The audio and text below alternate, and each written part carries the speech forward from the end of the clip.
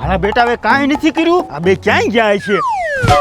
તારો હગો જાંબુડાની ચાકરે સામ હેઠી નો ઉતર. આ ઓવણી તૈયાર કરવાની છે જી. અસેઠ ફરજામાં એરું નીકળો. તારો હગો એરું ને ઉંદરડું હોય છે આમ કરવાનું છે ઈ કરો ને. હાલો સેટ થઈ ગયું.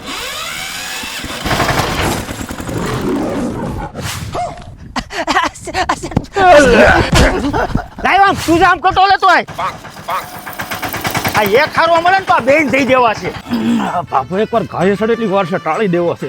આવડો આપણો અતાર દીનો સોટો છે. તારો હગો તને નો ખબર પડે હમણાં 5 દીમાં વરસાદ આવી જાય છે આમ કટો ઠલાઈ સાનો માનો હાલ સગારું રાખો.